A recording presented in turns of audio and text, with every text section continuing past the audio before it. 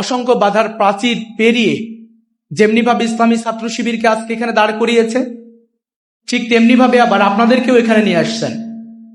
সেই ছোট্ট মানুষটি যার হাত ধরে আব্বু এবং আম্মু কিন্ডার গার্ডেন স্কুল অথবা প্রাইমারি স্কুলে নিয়ে যেত, মাদ্রাসায় নিয়ে যেত, সেই ছোট্ট মানুষটি আস্তে আস্তে বড় হতে হতে এসএসসি পরীক্ষা দিল, এরপরে ইন্টারমিডিয়েট পরীক্ষায় উত্তীর্ণ হলো, এরপরে আজকের এখানে দাঁড়িয়েছে।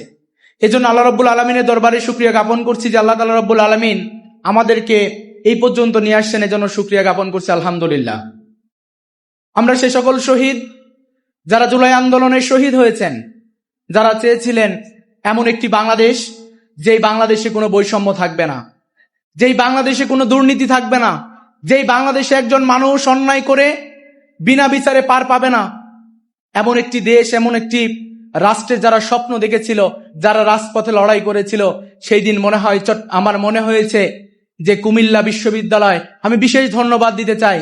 যেদিন সর্বপ্রথম বসে দেখেছিলাম যে কুমিল্লা বিশ্ববিদ্যালয়ের একদল শিক্ষার্থী যারা ক্যাম্পাসে একটি মিছিল করার জন্য যাচ্ছিল, সেখানে দাঁড়িয়েছিল বিশ্ববিদ্যালয় প্রক্টর। সেই নির্লজ্জ বিশ্ববিদ্যালয় শিক্ষকগুলো সেদিন কিভাবে তার ছাত্রের উপর পুলিশ দ্বারা আক্রমণ করিয়েছিল, সেটা আমরা বসে বসে সেই চট্টগ্রাম থেকে দেখছিলাম। আমার পাশে যিনি বসেছিলেন, আমি বারবার বলছিলাম যে আমার কেন যেন মনে হচ্ছে যে এই আজকে যে সংঘাত তৈরি হলো, এই সংঘাত হয়তো একটি আলোর আমাদের দিক দেখাবে, হয়তো আমরা আলোকিত হব। আজকে বিশ্ববিদ্যালয়ের যে শিক্ষক, কলেজের যে শিক্ষক আমাদেরকে শিক্ষা দেন নৈতিকতার, যে শিক্ষক আমাদেরকে শিক্ষা দেন আমাদের জীবনকে সুন্দরভাবে গড়ে তোলার, সেই শিক্ষক যখন পুলিশকে বলছেন আমার ছাত্র তারা তাদেরকে দাঁড়াতে দিবা না, তাদেরকে গুলি চালাও, তার মানে বোঝা যায় যে এই সরকার যে স্বৈরতন্ত্র কায়েম করেছে, এই স্বৈরতন্ত্র আমাদের সমাজের রন্ধ্রে রন্ধ্রে পৌঁছে গেছে। একজন বিশ্ববিদ্যালয়ের শিক্ষক সে কিভাবে এতটা দলকানা এবং দলীয় হতে পারে? আমার মনে হচ্ছিল যে আন্দোলন আজকে কুমিল্লাবাসী তৈরি করেছে, এই আন্দোলন ছড়িয়ে যাবে বাংলাদেশে। আলহামদুলিল্লাহ, সেই 15 তারিখ 16 তারিখ রাতে ঠিক কুমিল্লার সেই আন্দোলনটাই ঢাকা বিশ্ববিদ্যালয়ের স্লোগানে পরিণত হয়েছিল। আমরা শহীদ আমাদের সে সকল ভাই বোনদেরকে আমরা শ্রদ্ধা ভরে স্মরণ করছি। সম্মানিত শিক্ষার্থী বন্ধুরা, এখানে হয়তো অনেকেই দেখছে কুমিল্লা ভিক্টোরিয়া কলেজে হয়তো আমাদের কিছু ভাই বোন বসে আছে, কিন্তু আমি সেটা দেখি না। আমি যারা স্বপ্ন দেখে আমার মনে হয় আমি তাদের মধ্যে একজন। আমি এখানে দাঁড়িয়ে দেখছি আমার সামনে বসে আছে এমন কিছু মানুষ যারা এই বাংলাদেশকে সত্যিকারে বাংলাদেশ হিসেবে গঠন করতে চায়। আমি এখানে বসে দেখছি যে আমার সামনে দাঁড়িয়ে দেখছি আমার সামনে যারা বসে আছে তারা কেবলমাত্র এই কলেজের শিক্ষার্থী নয়, বরং সেই বাংলাদেশকে আগামী দিন যারা নেতৃত্ব দিবে, যারা এই বাংলাদেশের মন্ত্রী হবে, যারা এই বাংলাদেশের এমপি হবে, এই বাংলাদেশের সচিবালয় থেকে শুরু করে বাংলাদেশের প্রত্যেকটি সেক্টরকে দুর্নীতিমুক্ত করার জন্য যারা নিজেকে কাঙ্ক্ষিত মানে গড়ে তুলবে, আমার সামনে আজকে তারাই বসে আছে। সম্মানিত শিক্ষার্থী বন্ধুরা, আমরা লক্ষ্য করেছি আজকে আমাদের এই 5 আগস্টের পরে আমাদের সামনে অসংখ্য চ্যালেঞ্জ এসেছে।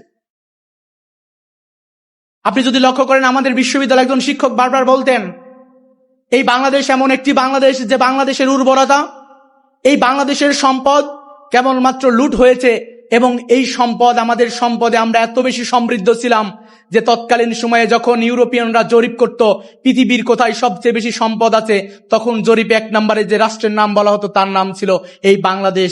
আমাদের বিহার, উড়িষ্যা সহ যে বাংলা ভাষাভাষীর মানুষ রয়েছে আমরা তাদের। সারা পৃথিবীতে যে পরিমাণ জিডিপি অর্জন হতো তার 12% জিডিপি নাকি তখন ছিল শুধুমাত্র বাংলাদেশে।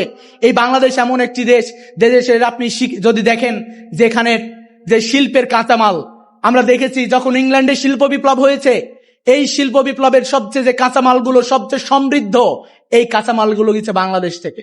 আমরা দেখেছি যে বাংলাদেশ এমন একটি রাষ্ট্র, আমাদের শিক্ষকরা মাঝে মাঝে বলতেন যে এখানে মাটির নিচে রয়েছে তেল এবং কয়লার খনি, এবং ঠিক তার অপরিভাগে রয়েছে পলিমাটি। যেখানে নিচে তেলের খনি থাকলে পৃথিবীর অন্যান্য রাষ্ট্রগুলো তার উপরে মরুময় হয়ে থাকতো। যদি কোথাও গ্যাসের খনি থাকতো তার উপরে থাকতো একটি পাহাড়, যেখানে আর কিছু উৎপাদন করা যেত না। বাংলাদেশ এমন একটি দেশ যার নিচে থাকে তেলের খনি, ঠিক তার উপরেই অপরিভাগে পলিমাটির কারণে সেখানে ধান থেকে শুরু করে সবকিছু উৎপাদন হচ্ছে। সারা পৃথিবী, ইউরোপিয়ানরা এসেছে, আরাবিয়ানরা এসেছে, পর্তুগিজরা এসেছে, শুধুমাত্র বাংলাদেশের এই সম্পদকে তারা আহরণ করেছে এবং লুটপাট করে চলে গেছে। এইরকম একটি রাষ্ট্র, এই রাষ্ট্রে দাঁড়িয়ে আজকে 50 বছর অতিবাহিত হওয়ার পরেও এই স্বাধীন বাংলাদেশে আমরা কাঙ্ক্ষিত কোনো কিছু পাইনি, বরং আমাদের সামনে একটার পর একটা চ্যালেঞ্জ চলে এসেছে। আপনি যদি দেখেন 5 আগস্টের পরে আমাদের সামনে কতগুলো চ্যালেঞ্জ আসলো। আমাদেরকে বেষ্টন করে আছে আমাদের যে বন্ধু রাষ্ট্র, আমি নাম বলবো না, আপনারা সবাই নাম জানেন। আমাদের এই বন্ধুরা কেবলমাত্র আমরা ডাকি বন্ধু, কিন্তু আসলে তারা চায় আমাদেরকে কিভাবে হায়দ্রাবাদে পরিণত করা যায়, তারা চায় আমাদেরকে কিভাবে সিকিমে পরিণত করা যায়, তারা চায় কিভাবে যেমনি ভাবে নেপাল এবং ভুটানকে তারা নিজের করায়ত্ত করে সেখানে তারা নেতৃত্ব দেয় এবং তারা নির্যাতিত নিষ্পেষিত হয়, কিভাবে শ্রীলঙ্কা তৈরি করা যায়।